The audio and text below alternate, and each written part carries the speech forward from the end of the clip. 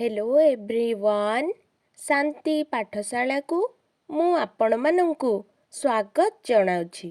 आजिकार एक नूतन वीडियो रे आमे आलोचना करिबा पोलियो रोग ओ तार निराकरण विषय रे एक सुंदर विषय वस्तु।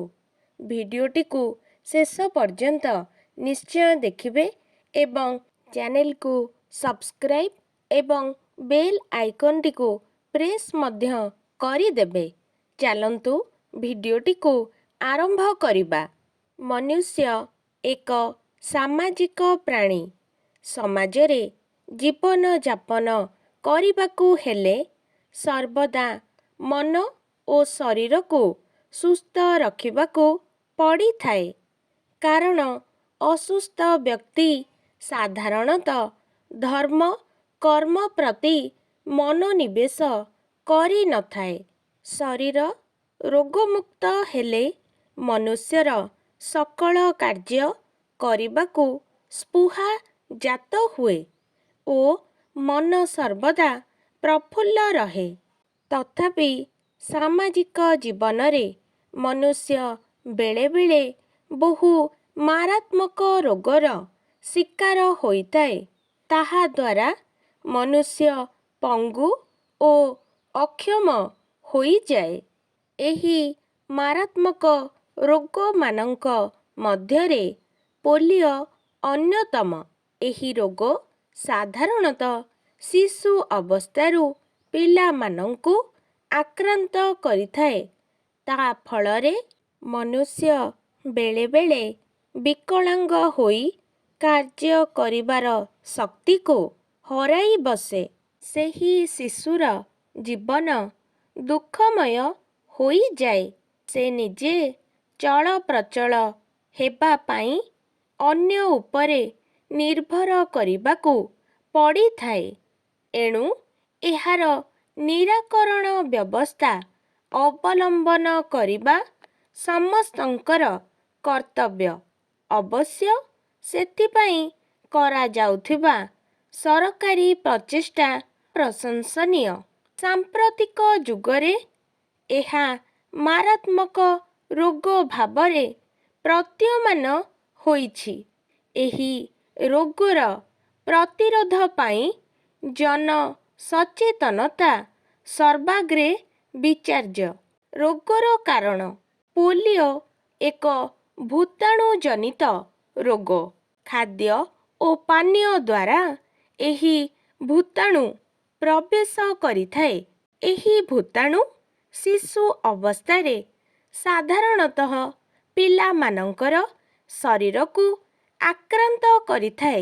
सेतेबेले शिशु मानंकर रोग प्रतिरोधक करिबार शक्ति नथाए। संक्रमित शिशुर मलरे भूताणु गुड़िक पदाकू बाहरी आसंती।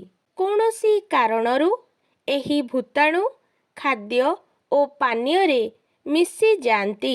सेही खाद्य ओ पानीय को सुस्थ शिशु ग्रहण कले भूताणु गुड़िक ता शरीर भितर को प्रवेश करिथांती। एही भूताणु शरीर रे वंश विस्तार करी रोग आक्रांत करिथाए। एही मारात्मक रोगर शिकार होई शिशु पंगु बा अक्षम होई जाए। रोगर निराकरण पोलियो रोग मारात्मक हेले मध्य निराकरणर व्यवस्था रहिछि। सेथिपाई पूर्वरु सावधानता आवश्यक। शिशुटी जन्म नेबार 1.5 मास परे एही पोलियो टीका नेबाकू पड़ी थाए।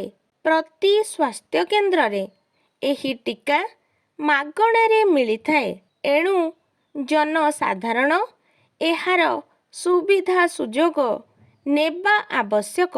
नियमित भावे टीका नेउथिबा शिशु मानंक समेत आदो टीका नेई नथिबा शिशु मानंकु मध्य एही सुविधा दिया जाइथाए। सरकारी व्यवस्था ଓ ଗଣମାଧ୍ୟମର ଭୂମିକା। ସରକାରଙ୍କ ତରଫରୁ ପ୍ରତି ସ୍ୱାସ୍ଥ୍ୟ କେନ୍ଦ୍ରରେ ଟିକାଦାନ ବ୍ୟବସ୍ଥା କରାଯାଇଥାଏ। ଶିଶୁଟି ଜନ୍ମ ହେବାର 5 ବର୍ଷ ମଧ୍ୟରେ ଏହି ଟିକା ମାଗଣା ନେଇପାରିବ। ଏହି କାର୍ଯ୍ୟକ୍ରମକୁ ସଫଳ କରିବା ପାଇଁ ସରକାରଙ୍କର ପଲ୍ସ ପୋଲିଓ କାର୍ଯ୍ୟକ୍ରମ ସ୍ୱାଗତଯୋଗ୍ୟ। ଜନସାଧାରଣଙ୍କ ସୁବିଧା ସୁଯୋଗ ନିମନ୍ତେ ସ୍ୱାସ୍ଥ୍ୟକେନ୍ଦ୍ର ବ୍ୟତୀତ ଛୁଟି ଦିନରେ ଅସ୍ଥାୟୀ ସ୍ୱାସ୍ଥ୍ୟକେନ୍ଦ୍ର ଖୋଲି ପିଲାମାନଙ୍କୁ ପୋଲିଓ ଟିକା ଦେବାର ବ୍ୟବସ୍ଥା କରୁଛନ୍ତି। ସମସ୍ତ ଶିଶୁ ଏହି ସୁଯୋଗ ନେବା ସରକାରଙ୍କ ତରଫରୁ ବିହିତ ବ୍ୟବସ୍ଥା କରାଯାଉଛି। ଏପରିକି କୌଣସି ଶିଶୁ ଯେପରି ଏହି ଟିକାଦାନ ବ୍ୟବସ୍ଥାରୁ ବଞ୍ଚିତ ନ ହେବେ ସେଥିପାଇଁ ଗୁରୁତ୍ୱାରୋପ କରାଯାଉଛି। ଏହି ରୋଗକୁ ସମାଜରୁ ସମୂଳେ ଧ୍ୱଂସ କରିବା ନିମନ୍ତେ ସରକାରୀ ସ୍ତରରେ ପ୍ରଚେଷ୍ଟା ଅଦ୍ୟାବଧି ଜାରି ରହିଛି। ଜନ୍ମରୁ 5 ବର୍ଷ ପର୍ଯ୍ୟନ୍ତ ସମୟସୀମା ମଧ୍ୟରେ ପ୍ରତ୍ୟେକ ଶିଶୁ ଯେପରି ଏହାର ସୁବିଧା ସୁଯୋଗ ଗ୍ରହଣ କରିପାରିବେ ସେଥିପ୍ରତି ସମସ୍ତେ ଧ୍ୟାନ ଦେବା ଉଚିତ। ତା'ର ଶରୀରର ହାତ, ଗୋଡ଼, ବେକ ପ୍ରଭୃତି ବକ୍ର ରୂପ ଧାରଣ କରି ତା'ର ଚଳପ୍ରଚଳ ଶକ୍ତିକୁ ହରାଇ ଦିଏ। ସେତେବେଳେ ଶିଶୁର ଶରୀର ମଧ୍ୟରେ ରୋଗ ପ୍ରତିରୋଧକ ଶକ୍ତି ନଥାଏ। ଏହି ରୋଗ ଦ୍ୱାରା ଶିଶୁ ଆକ୍ରାନ୍ତ ହୋଇ ଚାଲିବାକୁ ବା କାର୍ଯ୍ୟ କରିବାକୁ ଅକ୍ଷମ ହୋଇଥାଏ। ଏହି ରୋଗରେ ଆକ୍ରାନ୍ତ ହୋଇଥିବା ଶିଶୁ ଭଲ ହେବା କଷ୍ଟକର। ଏଣୁ ସେ ଜୀବନସାରା କଷ୍ଟ ଭୋଗ କରେ। ରୋଗର ଲକ୍ଷଣ।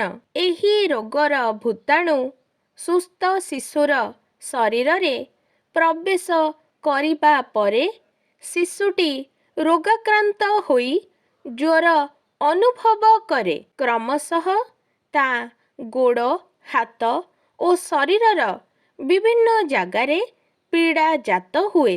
ଶିଶୁ ଚାଲିବାକୁ ଭୟ କରେ। ଏପରିକି ସେ ଭୂମିରେ ପାଦ ଦେବା ଶରୀର ପୀଡ଼ା ଏପରି କଷ୍ଟଦାୟକ ହୁଏ ଯେ ସେ ଚାଲିପାରେ ନାହିଁ। ଶରୀର ଦୁର୍ବଳ ହୋଇଯାଏ। କୌଣସି କାର୍ଯ୍ୟରେ ତା'ର ଆଗ୍ରହ ହୁଏ ନାହିଁ। ଶରୀରର ସଂକ୍ରମିତ ଅଂଶ ଧୀରେ ଧୀରେ ସରୁଆ ହୋଇଯାଏ। ଶିଶୁ ବିକଳାଙ୍ଗ ହୋଇଯାଏ।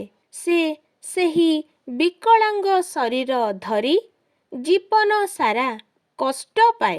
ସାଧାରଣତଃ ଶିଶୁଟିଏ ଜନ୍ମ ହେବାର 5 ବର୍ଷ ମଧ୍ୟରେ ଏହି ରୋଗ ଶିଶୁମାନଙ୍କୁ ଆକ୍ରାନ୍ତ କରିଥାଏ। ସେହି ସମୟରେ ପୋଲିଓ ଟିକା ଶିଶୁମାନଙ୍କୁ ଦେବା ବିଧେୟ। ଶିଶୁମାନେ ହେଉଛନ୍ତି ଦେଶର ଭବିଷ୍ୟତ।